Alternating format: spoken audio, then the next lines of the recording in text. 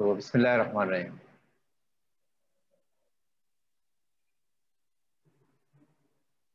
So we are going to have our revision 1. In this lecture we are going to cover our first 5 lecture. तो मैंने आपसे अर्ज किया था कि हमारे जो कोर्स है बेसिकली जो बुक डिजिटल फंडामेंटल की इसके 10 चैप्टर हमारे कोर्स में हैं। तो 10 चैप्टर में से पहला चैप्टर एक सिर्फ समरी है ओवरऑल बाकी 9 चैप्टर के। तो उसमें से काफ़ी ऐसी चीज़ें आपको नज़र आएंगी जो हो सकता है जब मैं पहला लेक्चर देखते हुए आपको बिल्कुल अजीब सा लगा कि ये क्या चीज़ है, ये क्या चीज़ है। तो उसमें ऐसे टर्म्स है जैसे अपने नंबर सिस्टम हो गया, लॉजिक गेट्स हो गए, बूलियन अलजेब्रा, जो हमने बाद में काफ़ी डिटेल में इसको डिस्कस किया था। तो पहली बात है यहाँ पे discrete signal, digital and analog quantities, या discrete quantity, digital quantity, analog quantity में फ़र्क क्या है। तो कंटिन्यूस को हम एनालॉग का नाम देते हैं, एक ऐसी चीज़ जिसके एक वैल्यू और दूसरी वैल्यू में दरमियान में कोई गैप ना हो। जैसे अब मैंने आपको सीढ़ी की मिसाल दी थी, सीढ़ी के स्टेप्स होते हैं, उसमें गैप होता है, एक स्टेप, दूसरा स्टेप, तीसरा स्टेप, चौथा, हर स्टेप में एक वाज़ेह गैप होता है। अब वो गैप कितना होता है वो कोई इशू नहीं है, लेकिन गैप होता है। लेकिन अब अगर किसी जगह से फिसलते हैं तो वो एक स्ट्रेट आपके पास तमाम नुक्ते, तमाम पॉइंट एक दूसरे से मिले हुए आपको नज़र आते हैं। जैसे ये कंटिन्यूस सिग्नल है, और कभी भी हम सिग्नल को रिप्रेजेंट करते हैं तो वो दो क्वांटिटीज लेते हैं, दोनों क्वांटिटीज को हम रिलेट करते हुए एक ग्राफ ड्रॉ करते हैं। जैसे यहाँ पे एक्स एक्सिस है, नॉर्मली एक्स एक्सिस में हम टाइम को लेते हैं, और वाई एक्सिस में कोई क्वांटिटी हम लेते हैं। Quantity could be pressure, quantity could be temperature, quantity could be anything else, speed, acceleration, quantity would be voltage.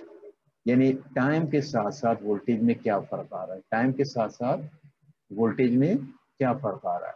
ठीक है जी। तो ये दो आपके पास एक्सिस होते हैं, और इन दोनों एक्सिस की मदद से दो वेरिएबल का रिलेशन आप प्लॉट करते हैं। अब प्लॉट करते हुए दरमियान में अगर गैप आने लगे कि एक क्वांटिटी से दो क्वांटिटी में एक नुमाया फ़र्क नज़र आने लगे, तो उसे हम कहते हैं डिस्क्रीट क्वांटिटी। और नुमाया फ़र्क ना हो या इतना फ़र्क हो जो नज़रअंदाज करने के बराबर हो, तो उसको हम कहते हैं कंटिन्यूस सिग्नल या कंटिन्यूस क्वांटिटी। ठीक है, ये बात आपको समझ आई है जी स्टूडेंट्स? जी सर। अच्छा, यस सर।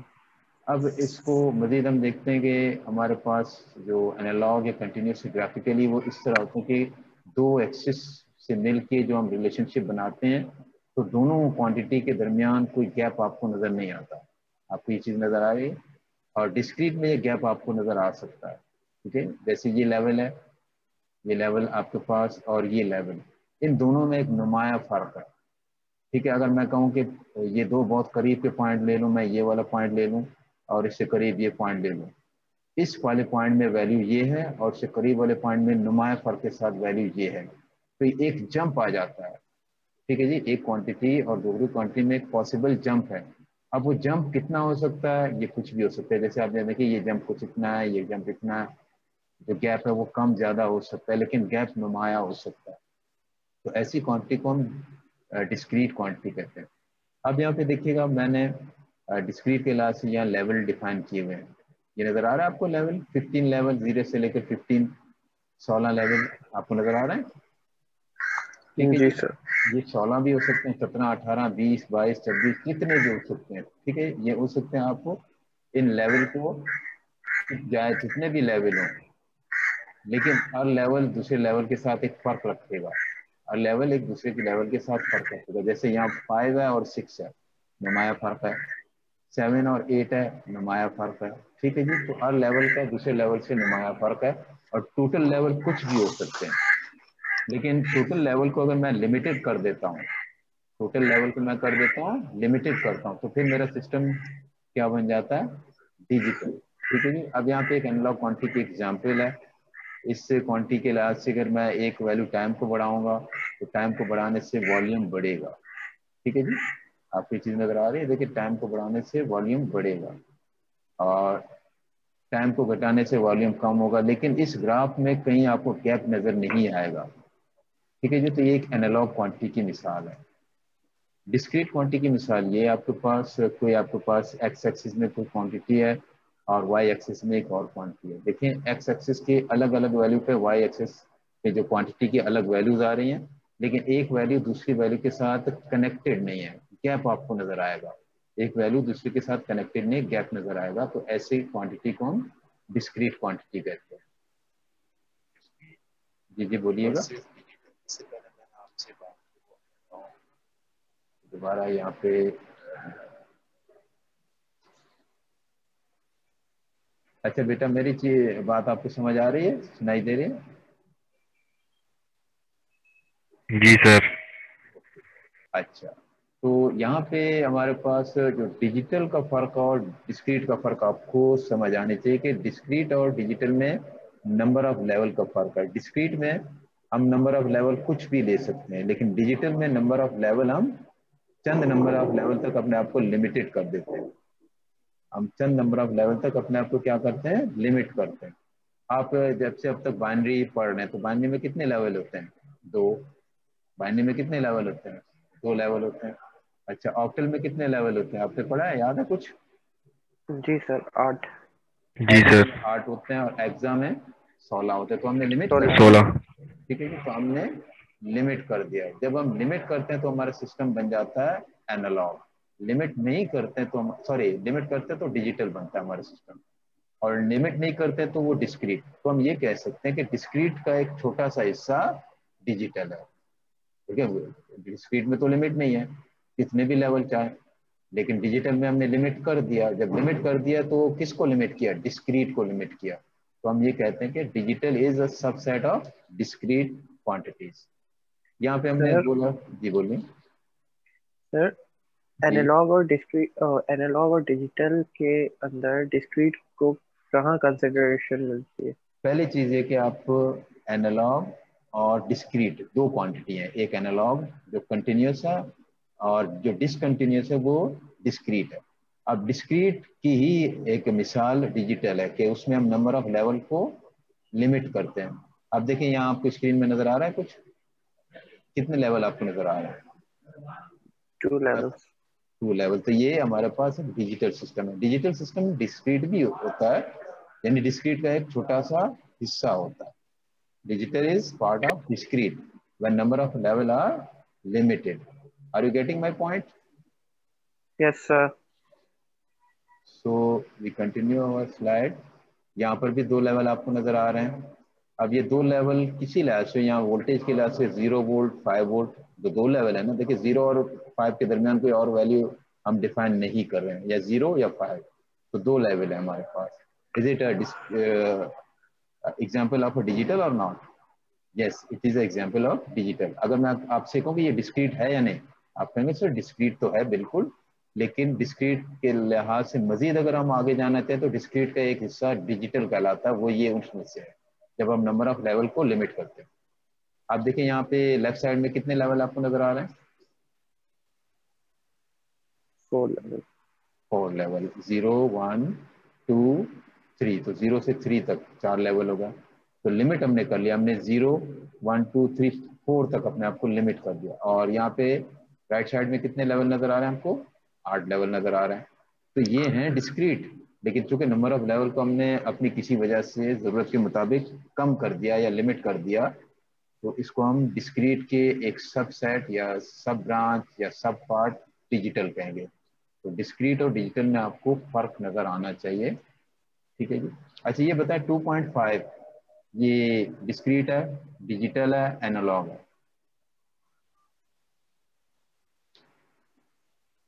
सर 2.5।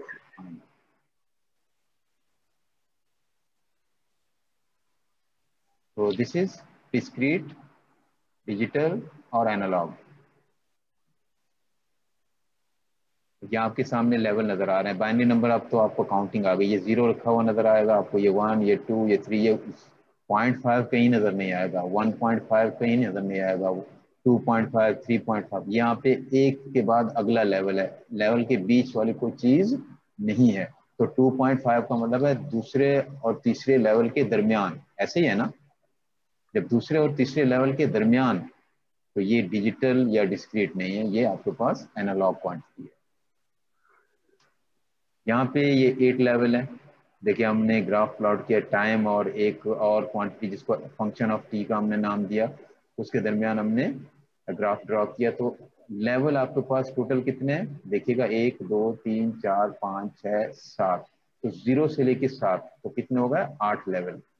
0 से लेके 7 की हम बात करेंगे तो 8 लेवल है हमारे पास। तो ये डिस्क्रीट है, डिजिटल है या एनालॉग है? सर ये आई थिंक एनालॉग और डिजिटल तो है ही है। देखिए एनालॉग में आपके पास नंबर ऑफ लेवल इनफाइनाइट होते हैं, एक लेवल से दूसरा लेवल मिला हुआ होता है। तो यहाँ पे ऐसा नहीं नजर आता कि देखिए ये लेवल और इससे अगला लेवल वाजे गैप है ना, जब वाजे गैप होगा तो वो एनालॉग नहीं होगा। अब हम वो आते हैं डिजिटल। डिस्क्रीट और डिजिटल। अब डिस्क्रीट तो ये है ही है, डिस्क्रीट तो है। जब कोई चीज एनालॉग ना हो तो उसमें डिजिटल सॉरी डिस्क्रीट होना ही है। लेकिन डिस्क्रीट में अगर हम डिजिटल की बात करेंगे तो फिर हम कहेंगे कि नंबर ऑफ लेवल हमने फिक्स कर दिए, तो यहाँ हमने नंबर ऑफ लेवल कितने ले लिए 8। जब नंबर ऑफ लेवल फिक्स किए इसका मतलब है ये डिजिटल है। ठीक है जी, तो हमारे पास मुख्तलिफ डिवाइसेस होते हैं, एक कुछ एनालॉग होते हैं, कुछ डिजिटल होते हैं और कुछ इन दोनों का कम्बिनेशन होता है। अच्छा जी, किसी सिग्नल को जब हम एक्सप्लेन करने की बात करते हैं तो उसमें चंद चीज़ें होती हैं, चंद चीज़ें होती हैं कि जिससे हम उस सिग्नल को ये कहते हैं कि डिफाइन करते हैं और समझते हैं। तो ये सर, ये एम्पलीट्यूड क्या होता है? मैक्सिमम वैल्यू, ये आपने वेव्स में पढ़ा होगा। राइज टाइम क्या होता है कि जब आप देखिए कोई भी सिग्नल जीरो से मैक्सिमम तक डायरेक्ट नहीं जाता, ये मैंने शायद अगर आपने लेक्चर में देखा, जीरो से मैक्सिमम पे जीरो टाइम पे कोई चीज चेंज नहीं होती, कुछ ना कुछ टाइम तो लगता है। हालांकि हम उस टाइम को कम होने की वजह से इग्नोर करते हैं, लेकिन कुछ टाइम तो लगता ही है, चाहे वो मिली सेकेंड हो या माइक्रो सेकेंड हो। हम कहते हैं जब वो ऊपर उठते हुए जीरो से लेकर मैक्सिमम के जब 10% पे आता है तो उसका टाइम शुरू करते हैं, और 90% तक आता है तो यहाँ से यहाँ तक का जो टाइम है इसको राइज टाइम का नाम देते हैं। और इस तरह 90% से जब वो 10% पे आता है इस टाइम को हम फॉल टाइम कहते हैं। ठीक है जी, तो राइज टाइम फॉल टाइम कितना है, ये वैसे कम से कम होना चाहिए कि आपको का सिस्टम कम से कम वक्त में अपने लेवल को चेंज करे, कम से कम वक्त में चेंज करे, ये एक अच्छी वो खासियत है। अगर ज़्यादा टाइम ले तो ये अच्छी खासियत नहीं है। अच्छा, जब आपके जो मिनिमम से मैक्सिमम के 50% पे आते हैं, चाहे आपको अप जा रहे हैं या लो, तो यहाँ से यहाँ 50% से 50% के दरमियान जो टाइम है इसको हम नाम देते हैं पल्स विड्थ। पल्स विड्थ ये डिस्टेंस नहीं है टाइम के लिहाज से, ये टाइम के लिहाज से हम बात करें तो ठीक है ये पल्स विड्थ। ठीक है, तो pulse width, rise time, fall time और एम्पलीट्यूड को हमने डिस्कस कर लिया। बेस लाइन हमारे पास एक रेफरेंस लाइन होती है कि जिसको हम मान लेते हैं कि वो जीरो वैल्यू है। बेस लाइन हम अपनी तरफ से एक लाइन को कहते हैं। आपने वो चूंकि लैब ज्यादा नहीं की तो शायद आपको इसमें दिक्कत हो, तो बहरहाल बेस लाइन एक ऐसी रेफरेंस लाइन होती है जिसको हम जीरो मानते हुए फिर बाकी चीजें डिफाइन करते हैं।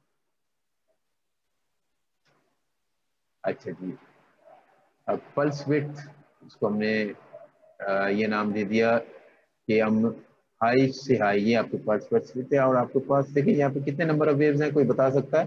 How many waves are there? How many cycle are there? यहाँ से यहाँ सर तक की 3। साइकिल, यहाँ से यहाँ तक 2, यहाँ से यहाँ तक 3। तो ये साइकिल अगर मैं यहाँ से शुरू करूँ यहाँ से यहाँ तक, टोटल जो टाइम होता है वो इसको हम पल्स विड्थ का नाम देते हैं। ठीक है जी, वैसे पल्स विड्थ तो हमने कहा कि हम कितने परसेंट से लेते हैं, अगर हम इसको बहुत ज़्यादा एक्सपेंड करें तो जो 50% से 50% तक। अच्छा सॉरी, इसको हम टाइम पीरियड का नाम देते हैं, पूरे टाइम को।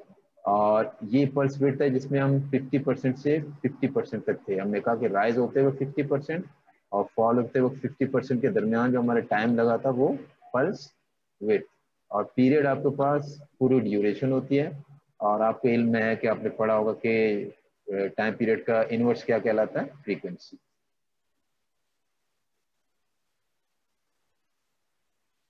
यहाँ पे ये लॉजिक फंक्शन मैं यहाँ पे डिस्प्ले करूंगा, लेकिन मैं ज़्यादा डिस्कस नहीं करूंगा, ये पूरे के पूरे अगले चैप्टर में हम इंशाल्लाह डिस्कस करेंगे। तो अगर इसमें कि कोई आपको ये कि ये क्या चीज़ है, क्या मसला है, इसकी समझ नहीं आ रही, तो यहाँ इस लेक्चर के लिहाज से कोई इशू नहीं है। लेकिन जब हम इसको इसी चैप्टर में डिस्कस करेंगे तब आपको समझना है तो आप ज़रूर पूछिएगा। ठीक है जी, स्टोरेज क्या चीज़ है, डेटा सिलेक्शन है, कोडिंग, इनकोडिंग, डिकोडिंग वगैरह वगैरह। हो सकता है एक आध चीज़ हम डिस्कस कर चुके हैं। ये इसलिए मैं इनको ज़रा जल्दी आगे डिस्प्ले, सिर्फ डिस्प्ले कर रहा हूँ, इनको मैं डिस्कस नहीं कर रहा हूँ। इसलिए आप परेशान ना हो कि अब आपको चूँकि मल्टीप्लेक्सर का पता नहीं, आगे एक पूरे चैप्टर है जिसमें हम मल्टीप्लेक्सर अलग से डिस्कस करेंगे। तो यहाँ पूरे एक बड़े टॉपिक को एक स्लाइड पे मैं कैसे आपको समझाऊंगा, वहाँ पूरे सर्किट बनाना, किस तरह मल्टीप्लेक्सर की हमें रिक्वायरमेंट है, उसके आप ट्रुथ टेबल बनाएंगे, सारी चीज़ें उस ट्रुथ टेबल की मदद से फिर उसको डिज़ाइन भी करेंगे इंशाल्लाह। डेटा स्टोरेज हमारा लास्ट जो चैप्टर है। अच्छा, नंबर सिस्टम में शायद बच्चों को कोई इश्यू होगा। नंबर सिस्टम हम जब डिस्कस करते हैं तो नंबर सिस्टम नॉर्मली आपने फर्स्ट चैप्टर में भी पढ़े होंगे कि 4 नंबर सिस्टम है, डेसिमल है, बाइनरी है, ऑक्टल है और हेक्साडेसिमल। नंबर सिस्टम 4 ये बहुत ज़्यादा इस्तेमाल होते हैं, बाकी कुछ भी आप नंबर सिस्टम ले सकते हैं। मैंने जो पेपर दिया था उसमें भी नंबर सिस्टम से मुताल्लिक क्वेश्चन था।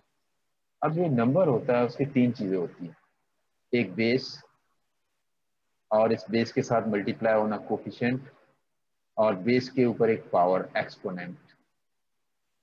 बेस डिफाइन करती है, असल चीज बेस है कि वो नंबर सिस्टम किस तरह है। बाइनरी है तो बेस क्या होगी बताएंगे आप? अब आपको तो कंफर्म हो गया, बाइनरी बेस 2। डेसिमल का बेस क्या होता है बताएंगे आप? Anyone? Anyone? What is the base of decimal system? 10 sir 7। 10 होता है। 10 एग्जैक्टली आपको पता है, और हेक्साडेसिमल का 16 है, और आपको ऑक्टल का 8 है। तो base is the basic thing. Base की पावर और कोफिशिएंट ये बाद में आते हैं। Base is the basic thing to understand the number system. अब यहाँ मैंने डेसिमल, हेक्साडेसिमल, बाइनरी को डिस्प्ले किया। डेसिमल का बेस क्या लिखा हुआ है? 10, हेक्साडेसिमल 16, बाइनरी 2। अब जिस भी नंबर सिस्टम की हम बात करेंगे उसके बेसिक सिंबल होते हैं, जो बेस है उतने ही बेसिक सिंबल है। डेसिमल बेस कितना है? 10 है। बेसिक सिंबल कितने हैं? 0 से लेकर 9 तक। हेक्साडेसिमल बेस कितना है? 16, सिंबल कितने हैं? 16। बाइनरी बेस क्या है? 2, सिंबल कितने हैं? 2। तो जो आपके बेस है उतने नंबर ऑफ सिंबल होंगे, ना कम ना ज्यादा, ना कम ना ज्यादा। ठीक है जी, ना कम ना सर ज्यादा। जी बोले। सर आपने जो एक क्वेश्चन दिया था कि बेस 7 से अगर आप बेस आई थिंक 3 बेस रखो 5 में वो। कन्वर्ट कर दो। जी जी वो इंशाल्लाह इसमें वो फुली ये चीज डिस्कशन में आ जाएगी, जब मैं बेस सिस्टम के एंड में आऊंगा फिर आप पूछिएगा। जी अब जी देखिए मेरे पास अगर बेस 3 है, बेस की वैल्यू 3, तो सिंबल कितने होंगे? 3 ही होंगे, 0 1 2। और उसको हम शो किस तरह करते हैं?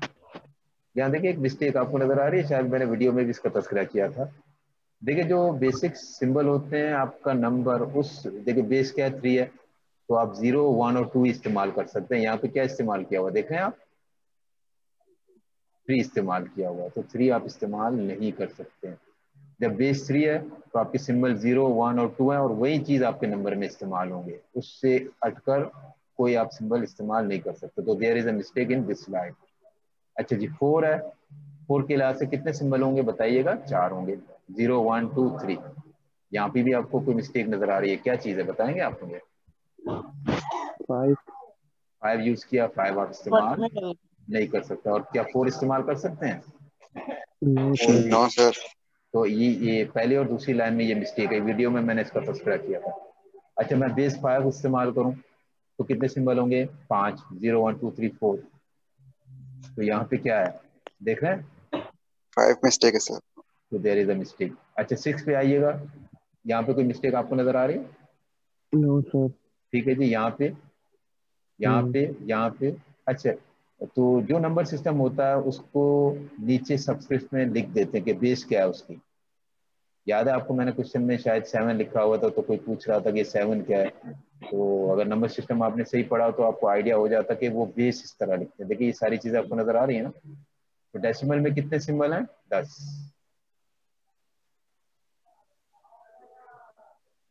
सर तो आंसर का क्या होगा? आंसर तो मुझे सवाल ही याद नहीं, आंसर क्या होगा पहले आप देखिएगा, मैं आपको बताऊंगा। तो इस लेक्चर के तो फौरी ये बाद आप दोबारा बैठ कर उसको सॉल्व करें, समझना है मुझे मैसेज कर दें। नंबर जी सिस्टम जी जो हम ज्यादा इस्तेमाल करते हैं वो 4 है। डेसिमल के बेस 10 है सिंबल, कौन कौन से? 0 से लेके 9 तक।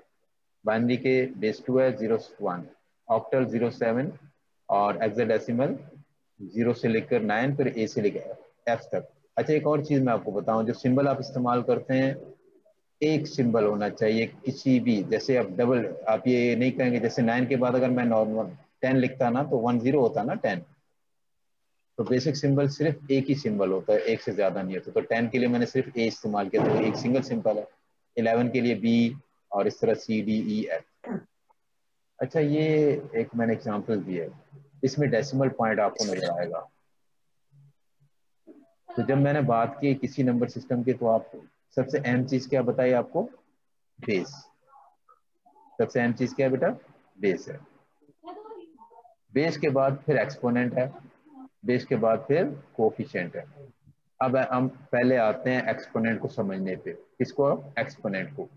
अच्छा ये डेसिमल पॉइंट है, राइट साइड पे वाली चीजों को फिलहाल छोड़ दें, फिलहाल इसको छोड़ दें, सिर्फ लेफ्ट साइड देखिएगा। भाई कोई भी डिजिट होगा, पहला डिजिट, दूसरा, तीसरा, चौथा, कोई नंबर या तो एक डिजिट पर मुश्तमिल होता है। चले हम यहाँ तक तो आ गए थे। तो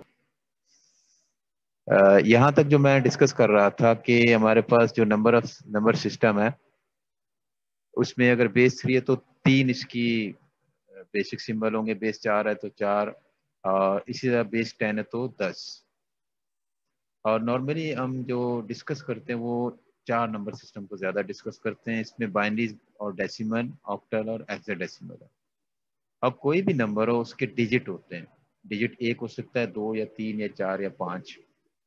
ठीक है जी, डिजिट में हम वो सिंबल इस्तेमाल करेंगे जो उस नंबर सिस्टम में अलाउड है। जैसे अगर मेरे पास नंबर सिस्टम है बाइनरी तो मैं 0 और 1 इस्तेमाल कर सकता हूँ, इसके अलावा और कुछ इस्तेमाल नहीं कर सकता। मेरे पास अगर हेक्साडेसिमल सिस्टम है, सॉरी ऑक्टल सिस्टम है, तो मैं सिर्फ ये इस्तेमाल कर सकता हूँ कि ऑक्टल में 0 से लेकर 7 तक, इसके अलावा कुछ भी नहीं। ठीक है जी। और इसके अलावा जैसे मैंने अगर एक ऑक्टल सिस्टम आपसे कहा कि ऑक्टल सिस्टम है लेकिन उसमें नंबर मैं 9 इस्तेमाल करूंगा तो क्या वो सही होगा? वो सही नहीं होगा, क्योंकि आपके पास ऑक्टल सिस्टम में आप 0 से लेकर 7 तक जो सिंबल है वो इस्तेमाल कर सकते हैं, इसके अलावा नहीं। इस तरह अगर कोई बेस 4 हो, बेस 4 है मेरे पास, बेस 4 है तो आप इसमें 0 1 2 3 इस्तेमाल कर सकते हैं, इसके अलावा आप इस्तेमाल नहीं कर सकते। ठीक है जी। तो होपफुली आपको इसकी समझ आ रही है। आगे चलते हैं। तो इसमें जो पॉइंट होता है उसके लेफ्ट साइड और राइट साइड पे एक्सपोनेंट की वैल्यू को हम देखते हैं। लेफ्ट साइड में एक्सपोनेंट की वैल्यू हम 0 से शुरू करते हैं पहले डिजिट के लिए, उससे अगले के लिए 1, उसके अगले के लिए 2, उसके अगले के लिए 3। लेफ्ट साइड में ये चीज नेगेटिव में चली जाएगी, 1 -1 -2 -3 -4। तो ये वाला फ्रैक्शनल पार्ट कहलाता है। 1/10, 1/2, 1/4 ये फ्रैक्शनल पार्ट है और ये आपका इंटीजर पार्ट है। ठीक है जी, लेफ्ट साइड वाला। अब यहाँ पे अगर मेरे पास बेस 2 हो तो मैं 2 की पावर 0 रखता, 2 की पावर 1, 2 की पावर 2। तो पहले वाले डिजिट के लिए, अब डेसिमल सिस्टम में पहले वाले डिजिट के लिए हम बेस टू 10 इस्तेमाल करते हैं, एक्सपोनेंट 0। दूसरे डिजिट के लिए बेस तो 10 ही होगा लेकिन एक्सपोनेंट 1 यानी पावर 1। तीसरे के लिए बेस 10 है लेकिन एक्सपोनेंट 2 है। इस तरह चौथे के लिए बेस 10 है लेकिन एक्सपोनेंट 3। तो 0 से लेकर हम आगे चलते चले जाते हैं लेफ्ट साइड में, और राइट साइड में हम नेगेटिव वैल्यू लेके चलते हैं। ठीक है जी। अब एक नंबर है, एग्जाम्पल है, ये 2 लिखा हुआ, ये 3 लिखा है, ये 5। ये सिंबल है, सिंबल की अलग अलग जगह पे वैल्यू अलग होती है। और वैल्यू अलग होने का की वजह क्या होती है कि हमारे पास बेस तो सबका सेम ही होता है लेकिन एक्सपोनेंट या पावर की वैल्यू तब्दील होती चली जाती है। तो ये 2 नंबर है, डेसिमल सिस्टम में बेस तो 10 ही है, 2 बेस 10 है और एक्सपोनेंट या पावर 0 है और यहाँ पे कोफिशिएंट 2 ही है। तो आप देखिए 10⁻0 1 1 मल्टीप्लाई बाय 2 2 ही आता है। जो 3 है असल में ये 3 नहीं बल्कि प्लेस चेंज होने की वजह से अब इसकी वैल्यू कुछ और होगी, ये 3 नहीं बल्कि 30 है। 30 कैसे, 3 तो इसका कोफिशिएंट है। अब यहाँ पे आप गए तो बेस तो 10 ही है लेकिन यहाँ सेकंड में आपके पास एक्सपोनेंट या पावर की वैल्यू 1 है। तो इसी तरह आप इसको ऐसे नॉर्मल आप करेंगे आपको पता चलेगा ये 30 है। अब ये जो 5 है ये है तो बाजार एक सिंबल 5, लेकिन यहाँ पे इसकी वैल्यू क्या है, तो यहाँ पे 5 कोफिशिएंट है, 10 इसका बेस है, और क्या है इसके, क्योंकि यहाँ पहले में 0 है, इसमें 1 है, और यहाँ पे 2 है, और 10 टू 200 100 मल्टीप्लाई बाय 5 500, तो हम 532 कहते हैं इसको जब हम बात करते हैं डेसिमल सिस्टम के लिहाज से। अब मैंने आपको ये जो 532 ये आपको समझा दिया। फ्रैक्शनल पार्ट को हम देखते हैं, इसमें भी बेस को हम कंसीडर करते हैं। ये हमारे पास जो वैल्यूज लिखी होती हैं या सिंबल, ये कोफिशिएंट के तौर पर इस्तेमाल होंगी। इस प्लेस पे बेस तो 10 ही है, लेकिन इस प्लेस पे बेस की जो एक्सपोनेंट की वैल्यू -1 है। फिर यहाँ पे भी बेस तो 10 है, लेकिन एक्सपोनेंट की वैल्यू -3 है, -2 है, और आगे -3 है। अब थोड़ी सी आप कैलकुलेशन करें, इसका क्या मतलब है 0.1, इसका क्या मतलब है 0.02, ये आप खुद कीजिएगा। अब ये मुझे नाम कहिएगा सर ये भी समझा दें, तो फिर सबको आप एक साथ जमा कर दें, ये वाला पोर्शन, ये वाला पोर्शन, तो ये आपकी वैल्यू आ गई। ठीक है जी। तो असल चीज जो है ये है, इसको आपने समझना है, बेस एक्सपोनेंट कोफिशिएंट। और नंबर के हर डिजिट के लिहाज से बेस की वैल्यू सेम होती है। डेसिमल है तो 10, ऑक्टल है तो 8, हेक्साडेसिमल है तो 16, और बाइनरी तो 2। लेकिन हर एक की पोजीशन के लिहाज से उनके एक्सपोनेंट की वैल्यू तब्दील होती चली जाती है। एक्सपोनेंट की वैल्यू क्या होती है, तब्दील होती चली जाती है। ठीक है जी।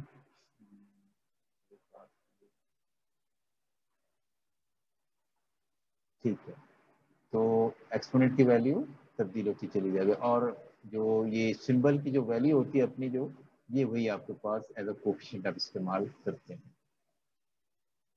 एक एग्जांपल है, एग्जांपल को मैं देखना चाहूँगा। अगर आपको आता है 47 है, 47, अच्छा यहाँ लिखा है कि डेसिमल नंबर, अगर कुछ भी ना लिखा हो तो बताया जाता है डेसिमल नंबर, वरना हम बेस को यहाँ नीचे छोटा करके सबस्क्रिप्ट में लिखते हैं। ठीक है जी। 47 है, 7 है और 4 है, बेस दोनों का 10 ही है। 7 के लिहाज से बेस तो 10 है, लेकिन एक्सपोनेंट 0 है। 4 अब लेफ्ट साइड में जा रहे हैं, बेस तो 10 है, लेकिन एक्सपोनेंट की वैल्यू 1 है। ठीक है जी। तो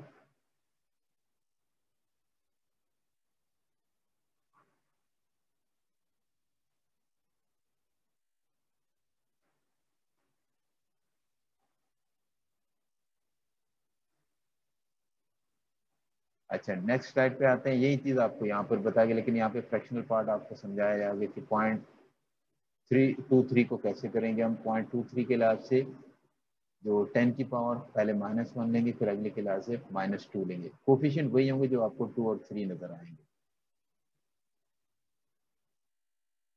तो बाइनरी नंबर आपके पास डेसिमल में बेस 10 है, तो बाइनरी में क्या होगा, बेस 2 है। तो इस तरफ जाएंगे, अब जो बेस है या तो सेम है, 2 और जगह नजर आए। इस तरफ जाएंगे बाइनरी पॉइंट के, तो आपको 2 बेस हर जगह सेम है, लेकिन जब आप बाइनरी पॉइंट के लेफ्ट साइड में जाएंगे तो पावर की वैल्यू चेंज होती चली जाएगी, पहले 0, फिर 1 2 3, और राइट साइड में -1 -2 -3 इस तरफ चलते चले जाएंगे।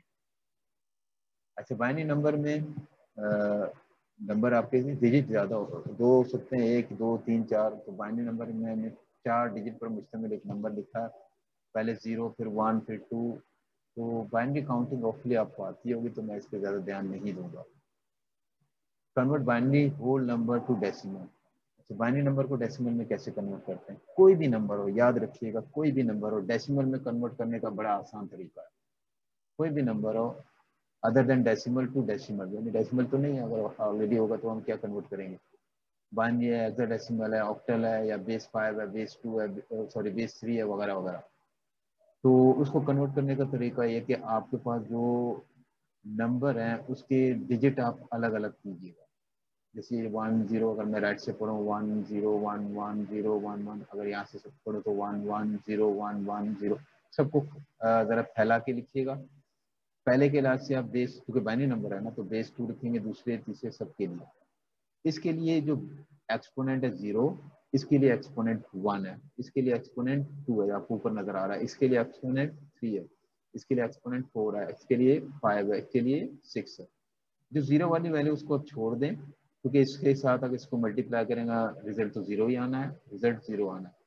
बाकी जो नॉन 0 आपके पास डिजिट है उनको ले लें और उसके करस्पॉन्डिंग बेस और एक्सपोनेंट से इसको मल्टीप्लाई करें, 2 की पावर 0 से मल्टीप्लाई करें 0, इसको 2 की पावर 2 से, इसको 2 की पावर 3 से, 2 की पावर 5, तो ये आ गया। अब 2 की पावर 2 तो 4 होता है, 2 की पावर 3 8, ये आपको पता है, इन सबको ऐड करें। तो इस तरतीब से अगर आप ऑक्टल नंबर को लिखते ना तो आप वो 2 की जगह 8 लिखते, और उसमें जो वैल्यू होती है वो आपके जो सिंबल होते हैं उसमें 6 भी आ सकता था, 7 भी आ सकता, 5 वगैरह, वो सारी चीज़ें आ सकती थी। अब ये फ्रैक्शनल नंबर है, इसको कन्वर्ट करना है, तो फ्रैक्शनल नंबर में 2 की पावर नेगेटिव लेते हैं, 2 की पावर नेगेटिव में लेते हैं, और जीरो वाले वैल्यू को छोड़ के बाकी को हम जो कोफिशिएंट से मल्टीप्लाई करते हैं, जो नंबर बनता है उस सबको फिर ऐड करते हैं। तो उस तरह ये जो फ्रैक्शनल पार्ट है वो कन्वर्ट हो जाता है डेसिमल में। तो इस तरीके से जब भी आप काम करेंगे, इस तरीके से जब भी आप काम करेंगे तो आपका जो नंबर है वो बड़ी आसानी से उसमें आ जाता है, कन्वर्ट हो जाता है इसमें डेसिमल में। ठीक है जी। डेसिमल से बाइनरी में ये एक ऐसा टॉपिक है जो आपने काफ़ी हद तक समझा है, लेकिन दोबारा, अच्छा जी, सम ऑफ वेट मेथड है, decimal repeated division by 2 method है, conversion of decimal fraction to binary. तो इन चीज़ों को हम जरा डिस्कस करेंगे।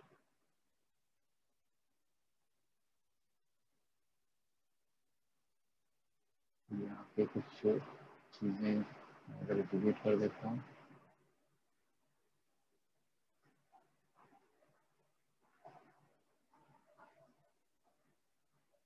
अच्छा जी, तो मुझे यहाँ पे ड्रॉ करने की जरूरत तो नहीं है, तो इसको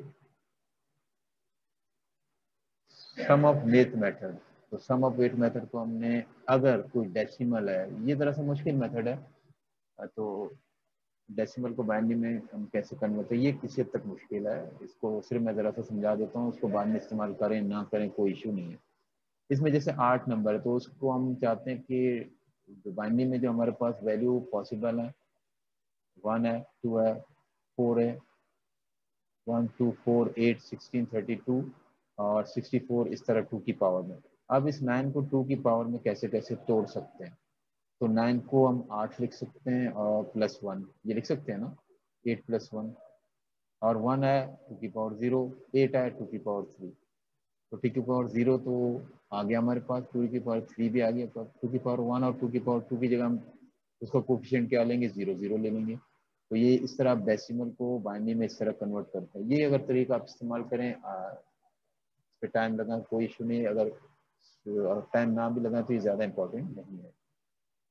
आप कोई डेसिमल नंबर लेके डिवाइड करते हैं 2 से और रिमाइंडर साथ साथ लिखते जाते हैं, ये बहुत कॉमन मेथड है और होपफुली सबको इसकी समझ आती है होगी। सम ऑफ वेट मेथड हमने फ्रैक्शनल डेसिमल नंबर, आपके पास एक फ्रैक्शनल नंबर है, देखे ना, ये डेसिमल नंबर है, इसको बाइनरी में कन्वर्ट करना है, तो 2 की पावर -1, 2 की पावर -2, 2 की पावर -3, 2 की पावर -4, इनमें इसको तोड़ना है। तो 0.625 को मैं 0.5 लिख सकता हूँ, ये 2 की पावर -1 के बराबर है। और उसके बाद जो बच जाएगा, देखिए 0.625 में से 0.5 निकाले, क्या रिमेनिंग है, 0.125। 0.125 जरा सी आप कैलकुलेशन करें, वो बराबर होता है 2 की पावर -3 के। इसमें जरा से भी आपको प्रैक्टिस चाहिए होती है। तो 2 की पावर -3 आप इस्तेमाल करेंगे, 2 की पावर -1, 2 की पावर -1 के बाद जो 2 की पावर -0 है, सॉरी -2 है, वो आप इस्तेमाल नहीं करेंगे, यानी उसका कोफिशिएंट क्या होना चाहिए, 0। तो 2 की पावर -1, 2 की पावर -3, इसकी जगह 1 1, 2 की पावर, देखिए -3 तक जाएंगे तो 2 की पावर -2 तो उसमें इंक्लूड होगा ना। अब चूंकि उसकी कोई वैल्यू यहाँ पे हम इस्तेमाल कर ही नहीं रहे, तो उसका कोफिशिएंट हम 0 लेते हैं।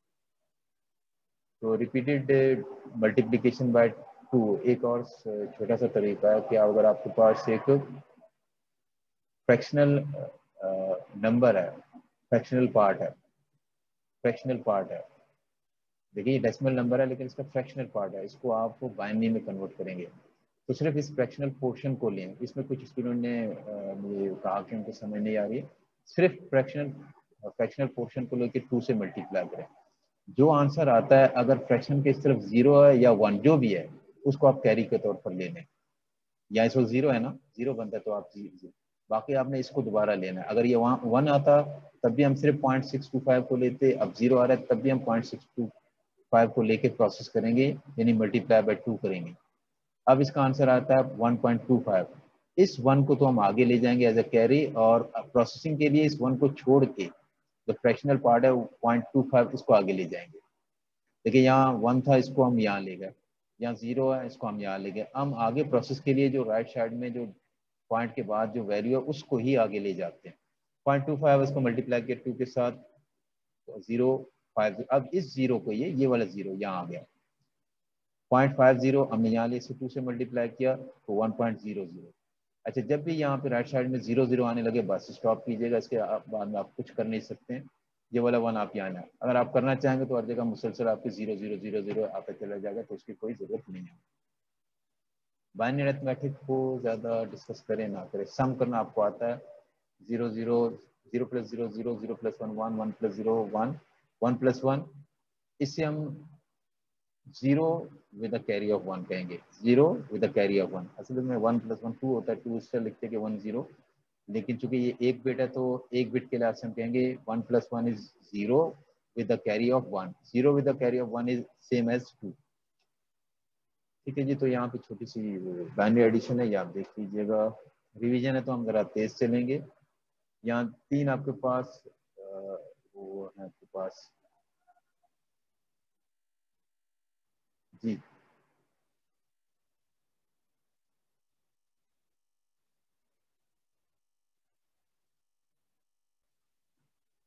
जी, मेरी आवाज़ आपको सुनाई दे रही है या नहीं दे रही है? आपकी आवाज़ मुझ तक नहीं आ रही, शायद मैंने, अच्छा जी मैंने आपको म्यूट किया था। जी बेटा, यहाँ तक कोई प्रॉब्लम है? No sir. प्रॉब्लम नहीं है। नो जिन्हें सर। प्रॉब्लम है वो सिर्फ वो बात करें जिनको प्रॉब्लम है। ठीक है जी, तो जरा आगे चलें, आगे चलें। ये तो जी बताएं आगे। सर। अच्छा, तो बाइनरी सब्ट्रैक्शन 0 - 0 1 - 1 1 - 0, इसमें कोई इश्यू नहीं है। 0 - 0 0 है, 1 - 1 0, 1 - 0 1 है। यहाँ पे देखें, इस 0 को देखिएगा, यहाँ पे 0 - 1, इस 1 को ना देखें। 0 - 1, 0 में से 1 तो हम माइनस नहीं कर सकते, तो हमें एक क्या करना पड़ेगा, बोरो करना पड़ेगा। जब एक बोरो करेंगे तो फिर आप जब बोरो करेंगे सर तो अगर बोरो नहीं है फिर? बोरो ना करें तो आप सब्ट्रैक्ट कर नहीं सकते। जैसे 0 में से इस वक्त हम सब्ट्रैक्ट करेंगे तो किस तरह करेंगे, एक नेगेटिव नंबर आएगा। ठीक है जी, क्या आएगा आपके पास, नेगेटिव नंबर।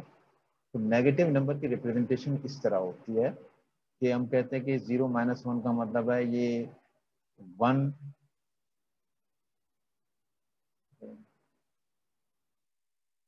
0 - 1 का मतलब है -1। -1 को हम कहते हैं कि 1 उस वक्त आगे जब एक आप बोरो करेंगे तो ये जो 0 है वो असल में 0 नहीं बल्कि 2 बन जाएगा। फिर रिमेनिंग या जो पार्ट है वो, या सब्ट्रैक्शन के बाद रिजल्ट है वो 1 आएगा। तो सादा अल्फाज में आप -1 को कहेंगे कि 1 द बोरो ऑफ, ठीक है जी, 1 - 0 - 1 विद द बोरो ऑफ 1। जब आप वो बोरो ऑफ 1 करेंगे तो ये 2 बनने के बाद फिर 1 आएगा। अभी चूंकि हमने नेगेटिव नंबर को डिस्कस किया नहीं है, आगे हम डिस्कस करेंगे। Perform the following binary subtraction 1 1।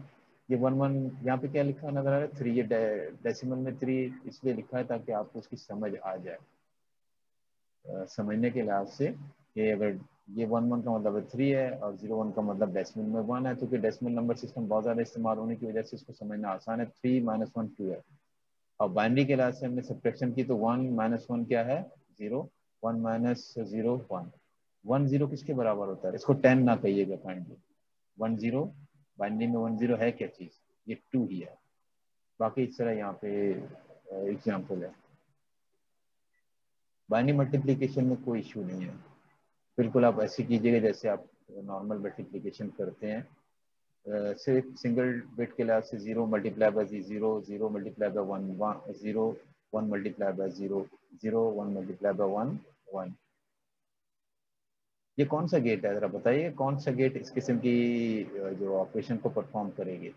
आपने अगली क्लासें भी मेरी दी हुई होंगी या खुद से आपने पढ़ा होगा, ये कौन सा गेट है जो इस किस्म के जॉब परफॉर्म करे।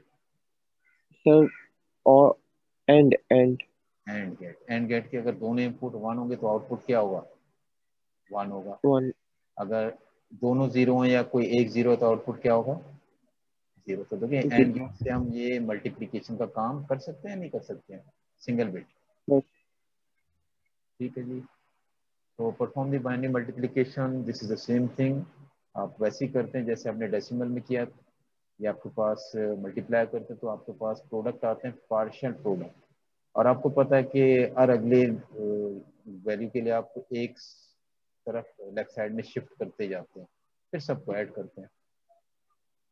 डिवीजन, अच्छा आप में से किसी को डिवीजन में इशू है, बाइनरी डिवीजन।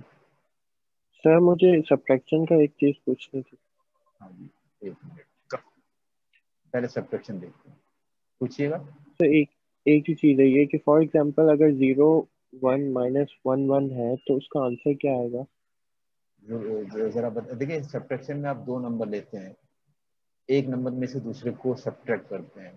इसमें आप जी स्टेप बाय जी। स्टेप ही करेंगे, ऐसे नहीं कि आपने ऊपर तले 3 4 नंबर लिखे हैं सब्ट्रैक्ट करो, ऐसा नहीं होगा। दो नंबर होंगे, एक से आप दूसरे नंबर को सब्ट्रैक्ट करते हैं। अब आप जी जो सर। पूछना चाह रहे हैं किस नंबर को किससे सब्ट्रैक्ट करना चाह रहे हैं बताइएगा। 0 1 - 1 1। 0 1 माइनस यानी 1 1। 1 1। ठीक है जी। जी। आपको मैं ज़रा इससे ज़्यादा यूज की नहीं हूँ तो फिर भी लिखता हूँ 0 1 और 1 1। ये जीरो कुछ अजीब सा आ गया, चलेगा मेरे ख्याल से। इधर से इस करते हैं लिखने के लिए पेन इस्तेमाल करना है।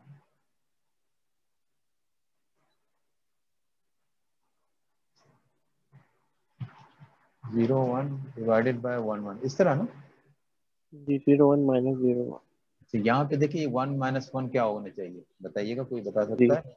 इसी लाइन में मैं इसका जी। आंसर लिखना चाहूँ तो 1 - 1 क्या होगा, राइट साइड वाला ये 1 0। और ये 1। अब राइट से लेफ्ट की तरफ जाते तो ये तो 0 होना चाहिए, इसमें कोई इशू है। अब ये 0 और नीचे 1 है तो यहाँ पे आप कहेंगे ये बराबर होगा 1 के, लेकिन विद अ कैरी ऑफ 1। यानी इस 0 को आपने पहले 2 बनाना होगा, इस 0 को क्या बनाना होगा, 2 बनाना होगा। फिर आप, अगर मैं यहाँ पे सिर्फ 1 लिखूं तो मैं कहूँगा 1 विद अ कैरी ऑफ, ठीक है जैसे, सॉरी कैरी सर लेकिन अब कैरी नहीं है मौजूद और बेटा सिर्फ। एक मिस्टेक होगी बोलने में। 1 विद द बोरो ऑफ 1, यानी इस 0 में को मैं 2 बनाऊंगा, एक बोरो करूंगा। अगर ऐसा नहीं है तो फिर आपका ये सिस्टम फिर वैलिड नहीं होगा। फिर आप या फिर ये ये इनवैलिड बोरो, कहलाएगा? हाँ अगर मैं मेरे पास बोरो करने के लिए कोई अवेलेबिलिटी होगी तो मैं बोरो करूंगा, अगर अवेलेबिलिटी नहीं तो मैं कैसे बोरो करूंगा।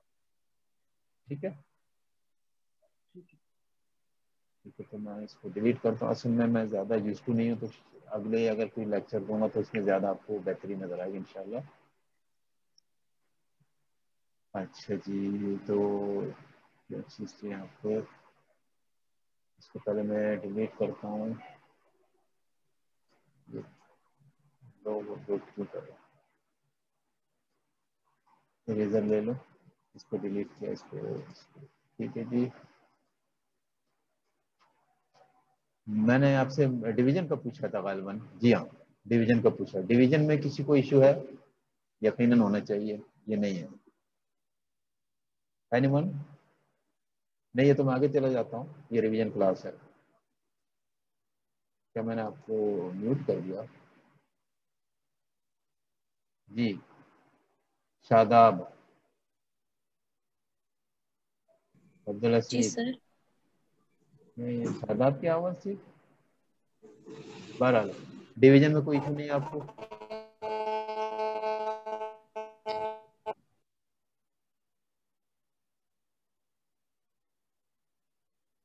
अच्छा, कुछ वेट कर रहे हैं।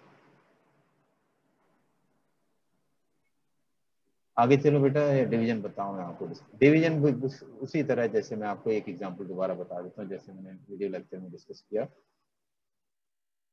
एक डिवाइजर है, जैसे यहाँ पे डिवाइजर है, एक डिविडेंड है जिसको हम डिवाइड करते हैं, और एक क्वोशिएंट है जिसको हम, जो हमारा रिजल्ट आता है नॉर्मली आप जिसे रिजल्ट कहेंगे। यहाँ देखिएगा एग्जाम्पल सामने आपके पास, ये 1 1 0 है जो कि 6 के बराबर होता है, 1 1 है जो 3 के बराबर होता है। अगर मैं डेसिमल में डिवीजन करूँ तो ये तो आसान है, 3 6, तो रिजल्ट आपका 2 आना चाहिए। यहाँ 1 1 है, पहले एक बिट ले लें, ये वाला बिट इस 1 1 से छोटा है, तो ये तो 1 1 3 के बराबर ये 1, तो एक अगले बिट को मैंने शामिल किया।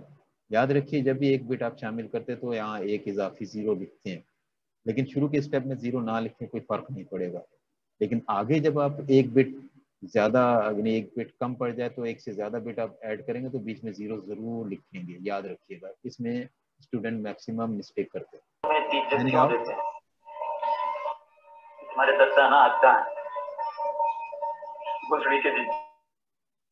अच्छा जी, तो 1 मैंने लिया, इससे लेस है तो ये अगला 1 मैंने इस्तेमाल किया। असल में मैंने एक 0 लिखा था, लेकिन 0 या ना भी लिखूँ इनिशियली कोई फर्क नहीं पड़ेगा। 1 1 इसके बराबर है तो मुझे इसका टेबल 1 तक ले जाना पड़ेगा, 1 से मल्टीप्लाई करो ये चीज़ आएगी, इनको सब्ट्रैक्ट करूँगा, फिर नेक्स्ट डिजिट को मैं यहाँ पे यूज़ करूँगा। अगर ये डिजिट प्रोसेस होगा तो यहाँ कुछ लिखूंगा, अगर ये प्रोसेस ना हो सके तो मैं 0 लिख दूंगा, और ये बाकी जो है रिमाइंडर है। अब देखिए रिमाइंडर 0 भी हो सकता है, नॉन 0 भी हो सकता है। अच्छा जी, अब यहाँ पे इसको हम देखते हैं कि 6 को 2 से डिवाइड करते हैं। 6 को 2 से, अगर मैं डेसिमल के लिहाज से करूँ तो ये स्टेप आपके सामने, कोई इशू नहीं है, लेकिन बाइनरी के लिहाज से ये 6 इस तरह लिखते हैं, 1 1 0 और 2 इस तरह। अब मैं देखूंगा, पहले इस 1 को लूंगा, ये इससे छोटा, फिर इस 1 को मिला दूंगा, ये 1 1 3 है, या तो बराबर होने चाहिए ज्यादा, तो 3 है, ओके। इसको मैं मल्टीप्लाई करूंगा 1 से और 1 0 लिख दूंगा। मेरे पास 1 0 को 1 से मल्टीप्लाई करेंगे तो क्या आना चाहिए, 1 0। ठीक है, फिलहाल आप थोड़ी देर के लिए खामोश रहें, इसको समझिएगा। पहले आप खामोश रहिए, फिर सिर्फ मुझे बोलने दीजिए। अब 1 मल्टीप्लाई बाय दिस 1 0, अब मैं सब्ट्रैक्ट करूंगा तो 1 माइनस 0 1 आएगा, इस 1 माइनस 1 0 इसको छोड़ दें, एक अगले डिजिट को प्रोसेस करें। अब ये 1 0 है, ये 1 0 है, तो 1 से मल्टीप्लाई करें। अब कोई डिजिट प्रोसेस के लिए है ही नहीं तो हम इसको छोड़ देते हैं। तो यहाँ क्या आंसर आ रहा है, 1 1 1 1 किसके बराबर होता है, 1 1 एग्जैक्टली 3 के ही बराबर है। बाइनरी का 1 1 डेसिमल के 3 के बराबर है। Complements of binary, complements of binary number में साउंड है अभी तक, तो यहाँ पर भी साउंड है।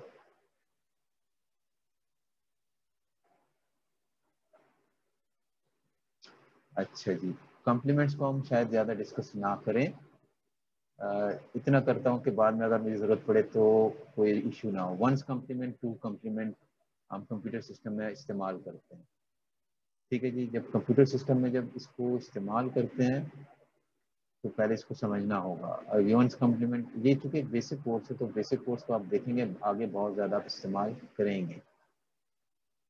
अच्छा, वंस कॉम्प्लीमेंट में अगर कोई इशू नहीं है तो बहुत आसान है।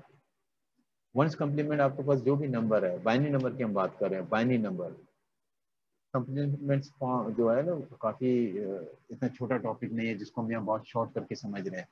ये एक लेंदी टॉपिक है लेकिन हम इसको काफ़ी लिमिट कर रहे हैं।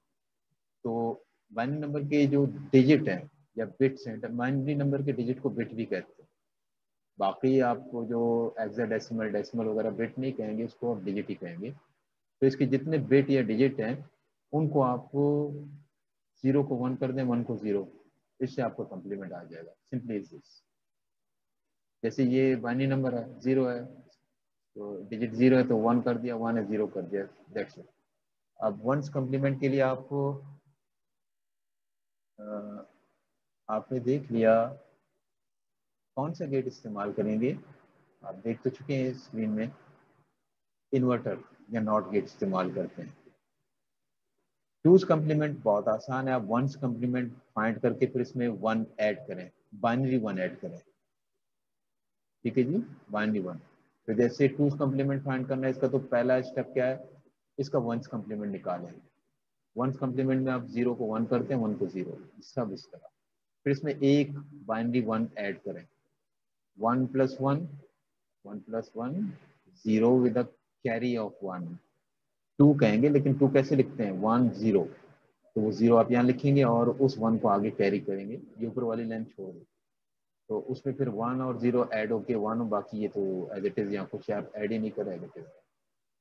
एग्जाम्पल आपके सामने है, तो एग्जाम्पल के लिहाज से मैंने कोशिश तो की तकरीबन तमाम एग्जाम्पल आपको समझाएं, और एग्जाम्पल के साथ साथ उसकी जो रिलेटेड प्रॉब्लम ये सॉल्व करना आपका अपना काम है। फिर प्रॉब्लम आए तो मुझसे पूछिए। साइन नंबर, कोई नंबर है या तो वो अनसाइन होगा, अनसाइन पॉजिटिव नंबर होते हैं, और साइन आपके पास पॉजिटिव और नेगेटिव दोनों हो सकते हैं। अब पॉजिटिव और नेगेटिव दो पॉसिबिलिटी हैं, तो हम बाइनरी 0 और 1 को इस्तेमाल करते हैं। 0 इस्तेमाल होगा पॉजिटिव और 1 इस्तेमाल होगा नेगेटिव वैल्यू शो करने के लिए। तो आपके पास जो नंबर होगा उसका सबसे लेफ्ट वाला जो बिट है, बाइनरी बिट, उसको हम साइन बिट का नाम देते हैं और साइन के लिए इस्तेमाल करते हैं। अगर यहाँ पे 0 प्लेस करें इसका मतलब पॉजिटिव नंबर है, 1 प्लेस करें इसका मतलब है नेगेटिव नंबर है। ठीक है जी। तो decimal value of the sign binary number, अब देखें ना, ये आपके पास decimal value of sign number, तो determine the decimal value of this sign binary number expressed in 7 sign magnitude. देखिए एक साइन होगा और एक मैग्नीट्यूड होगा। Realme has sent me this amazing new smartphone, Realme 6 Pro, 90 Hz ultra smooth display, 64। तो यहाँ पे देखें 1 2 3 4 5 6 7 8 है, कितने बिट हैं, 8 बिट हैं, लेकिन एक बिट तो आपके पास मखसूस है साइन के लिए। कौन सा बिट, ये वाला, ये बिट इसके लिए मखसूस है साइन के लिए, और 1 लिखा हुआ उसका मतलब क्या है, नेगेटिव नंबर है। तो बाकी बिट को आप तरतीब से लिखें जैसे हम लिखते हैं, और 2 की जो पावर है उसके लिहाज से आप तरतीब ले लें, उसको कन्वर्ट कर लें जैसे बाइनरी को हम कन्वर्ट करते थे। अब देखिए ये 1 आ जाएगा, ये 0 इसको छोड़ दें, ये आ जाएगा, ये आ जाएगा, तो ये आपके पास 1 है, ये आपके पास 4 है, और ये 16 है, सबको ऐड कर लें 21। लेकिन पॉजिटिव या नेगेटिव, ये साइन जो बिट के लिए जो हमने एक बिट को रिजर्व किया, यहाँ पे 1 है, 1 का मतलब है नेगेटिव। तो सिंपल है, it is not that difficult. Number system को हम देखते हैं तो बाइनरी के लिहाज से टोटल कॉम्बिनेशन कितने होंगे। देखिए आपके पास जो नंबर है या तो 1 बिट पर मुश्तमिल, जैसे आपके यहाँ नजर आ रहा है, या 2 बिट पर मुश्तमिल होगा, या 3 पे, या 4 पे, या 5 6 7। तो अगर दो सिर्फ एक पर मुश्तमिल है तो बाइनरी के लिहाज से 2 पॉसिबिलिटी है। अगर 2 बिट्स पर मुश्तमिल है तो बाइनरी के लिहाज से 4 है। 3 पर मुश्तमिल है तो इसमें आपके पास 8 कॉम्बिनेशन बन सकते हैं। तो आप यहाँ देखिएगा 2 की पावर 1 बिट है तो 2 बिट है तो 2 की पावर 2, 3 बिट है तो 2 की पावर 3, 4 बिट है तो 2 की पावर 4। इतने कॉम्बिनेशन पॉसिबल है। तो यहाँ तक किसी को कोई इशू है, कोई प्रॉब्लम है, बताइएगा जी, बोलिए। No sir. जिन्हें इशू है वो बताइएगा, अगर बैठे हुए अपनी जगह पे। आगे चलें। जी सर। तो आप लोग मेरे ख्याल से बहुत ज़्यादा बोर हो रहे होंगे। एनी हाउ, मेरे पास एक बाइनरी नंबर है, उसके 4 बिट हैं, और वो साइन बाइनरी नंबर है। तो ये जो आप देखें 4 बिट के लिहाज से लिखे, तो ये जो लेफ्ट मोस्ट वाला जो बिट है ना, ये तो है साइन के लिए, और बाकी बिट किसके लिए है, मैग्नीट्यूड के लिए। तो ये साइन के लिए और ये मैग्नीट्यूड के लिए। तो यहाँ 3 बिट है, 3 बिट में हम 0 1 2 3 4 7 तक जा सकते हैं। अगर मैं 0 रखूंगा इसका मतलब है पॉजिटिव 0 पॉजिटिव 1 पॉजिटिव 2 पॉजिटिव 3 4 5 6 7। इस साइन बिट में मैं जब 1 रखूंगा इसका मतलब है negative 0 negative 1 negative 2 negative 3 negative 4 5 6 7। लेकिन याद रखिएगा 0 ना नेगेटिव है ना पॉजिटिव, तो 0 के लिए अब मैंने इन दोनों को कंबाइन करके यहाँ शो किया कि 0 के लिए चाहे आप इस तरह लिखें, पॉजिटिव 0 या नेगेटिव 0, उसका कोई फर्क नहीं पड़ेगा। अच्छा +1 ये है, +2 +3 जैसे आपको नजर आ रहा है। -1 ये दूसरा नंबर, -2 -3 -4 5 6 7। तो total combination of number of base b and n bit, देखिए अगर मेरे पास बेस होगा या तो 10 होगा, 8 होगा जो नॉर्मल हम इस्तेमाल करते हैं, 2 या 16, और उसकी कितने डिजिट हैं या कितने बिट्स हैं वो हम यहाँ से शो करते हैं। ये देखिए ना, बेस बाइनरी के लिहाज से बेस 2 है और नंबर ऑफ बिट 1 है, तो कॉम्बिनेशन कितने हो गए 2। बाइनरी के लिहाज से बेस 2 है, नंबर ऑफ बिट अगर 2 लें तो टोटल हमारे पास देखिए ना 2 बिट है ना, 2 2 2 2 पर मुश्तमिल आप 4 मुख्तलिफ किस्म के नंबर जनरेट कर सकते हैं। अगर बेस 2 है और बिट 3 है तो आप 8 मुख्तलिफ नंबर जनरेट कर सकते हैं। लेकिन ये बेस अगर 10 हो, बेस 10 हो और एक ही बिट हो तो आप कितने नंबर जनरेट कर सकते हैं? एक ही बिट हो या एक ही डिजिट हो तो आप 0 1 2 3 4 5 6 7 8 9 तक जाते तो 10 ही होंगे। लेकिन अगर 2 तो आप 0 0 0 1 0 2 फिर 10 के बाद 11 12 13 फिर चलते चलते 99 तक जाएंगे, यानी 0 0 से लेकर 99, तो 0 को भी इन्वॉल्व करें तो ये 100 हो जाएंगे। तो 10 की पावर 2 का मतलब क्या होता है? 100। ठीक है जी। तो मैं जानना चाहूँगा अगर आपको इस पॉइंट की समझ आ गई है जी बेटा, कि कितने नंबर आप जनरेट कर सकते हैं किसी बेस और उसके नंबर ऑफ डिजिट की मदद से।